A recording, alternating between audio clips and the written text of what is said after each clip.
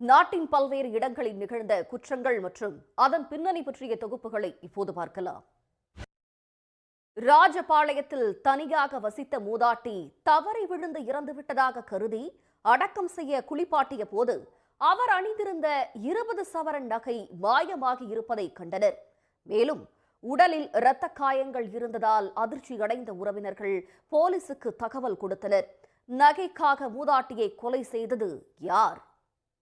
காரைக்குடியில் கோவை தொழிலதிபர் வீட்டில் பாதுகாக்கப்பட்ட கோவில் நகைகளை கொள்ளையடித்த எதிர்வீட்டுக்காரர் கைது செய்யப்பட்டுள்ளார். 103 சவரன் நகை மற்றும் 4 கிலோ வெள்ளிப் பொருட்களை போலீசார் மீட்டனர். திருட்டு பொருட்களை வாங்கிய அடகு கடைக்காரரும் சிக்கினார். கொள்ளை நடந்த 5 நாளில் துப்பு துலங்கியது எப்படி? புதுக்கோட்டையில் போதை ஊசி விவகாரத்தில் நகர காவல் நிலையத்திற்கு விசாரணைக்காக அழைத்து வரப்பட்ட இளைஞர் உயிரிழந்த விவகாரம்